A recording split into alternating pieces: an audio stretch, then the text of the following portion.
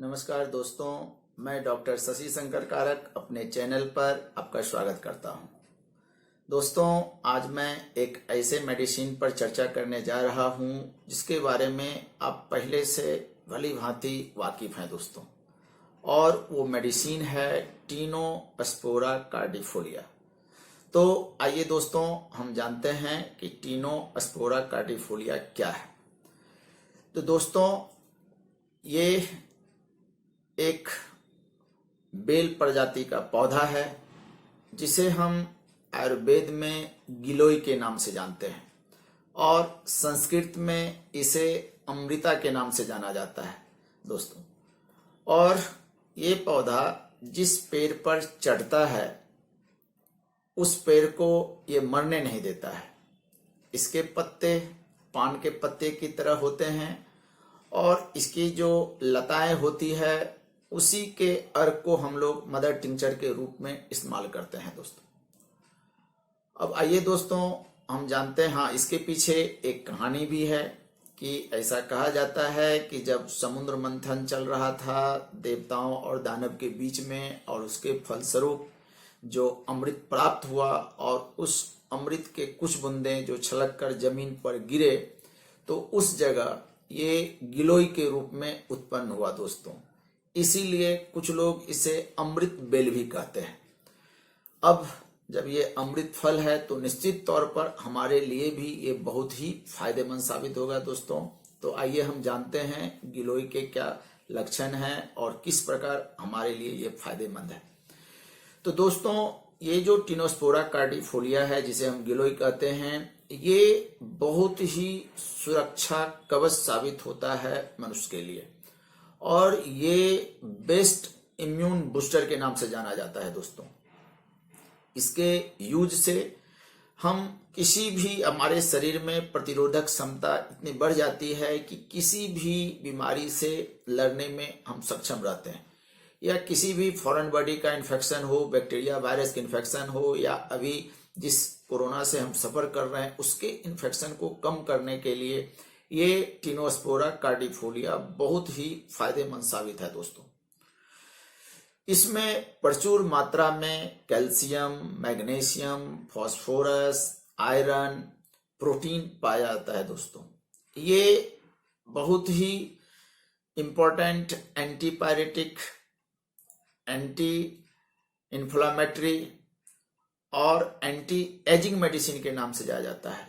इसमें प्रचुर मात्रा में दोस्तों एंटीऑक्सीडेंट पाए जाते हैं जो हमारे शरीर के विषैले पदार्थ को शरीर से बाहर निकालने में बहुत ही फायदेमंद साबित होते हैं दोस्तों। दूसरा जो इसका बेस्ट यूज है दोस्तों वो है फीवर के केस में, खास करके क्रोनिक फीवर के केस में।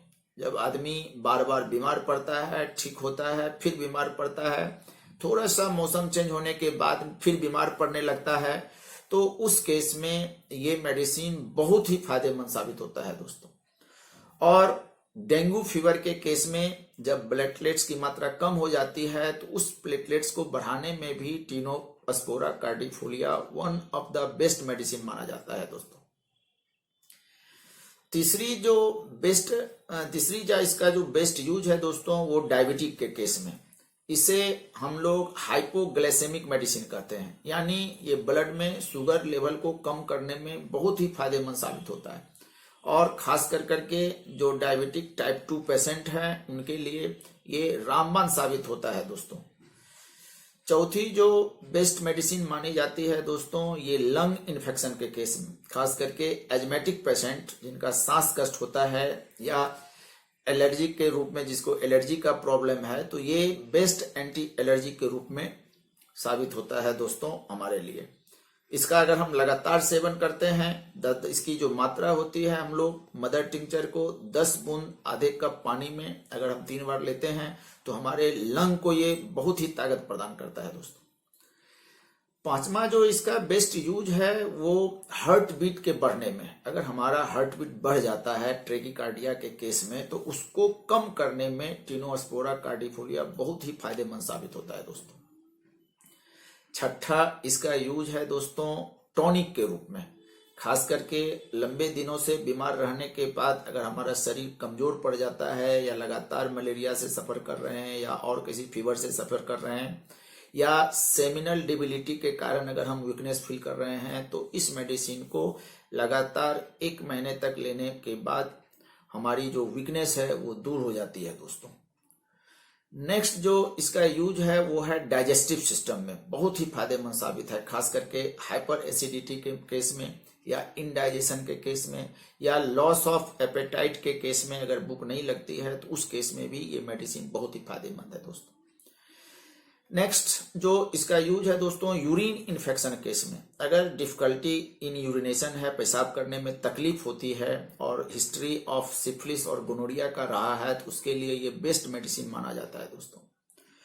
उसके बाद स्किन इन्फेक्शन में, खास करके अगर पिंपल्स हो जाए या झुर्री पड़ जाए चेहरे में, इसलिए इसको हम लोग एंटी एजिंग मेडिसिन भी कहते हैं, और ये ब्लड प्यूरिफायर के रूप में बेस्ट मेडिसिन माना जाता है दोस्तों।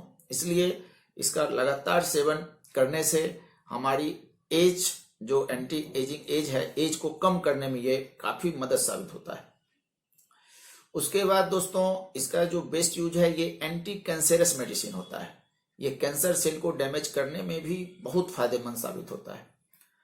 नेक्स्ट जो इसका बेस्ट यूज है दोस्तों वो है इनलार्जमेंट ऑफ लीवर और स्प्लीन के केस में, अगर लीवर बढ़ गया हो या स्प्लीन बढ़ गया हो, और खास करके जॉन्डिस के केस में, तो ये बहुत ही फायदेमंद साबित होता है दोस्तों। नेक्स्ट ये इसका use lipid profile, lipid metabolism के केस में बहुत ही फायदेमंद है, खास करके अगर हमारा ट्राइग्लिसराइड बढ़ा हो, कोलेस्ट्रॉल का लेवल बढ़ा हो, तो उसको कम करने में भी टिनोस्पोरा कार्डिफोलिया बहुत ही फायदेमंद साबित होता है दोस्तों।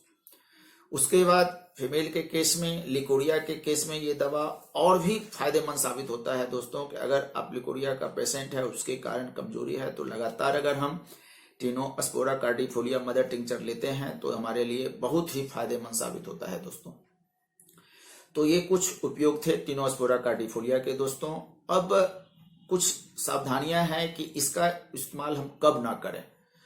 तो दोस्तों खास करके प्रेगनेंसी के केस में टिनोस्पोरा कार्डिफोलिया का इस्तेमाल नहीं करना चाहिए, ब्रेस्ट फीडिंग के टाइम में भी इसका इस्तेमाल नहीं करना चाहिए, और सर्जरी के टाइम में भी इसका इस्तेमाल नहीं करना चाहिए।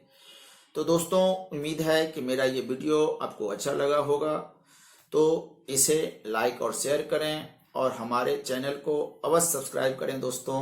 धन्यवाद।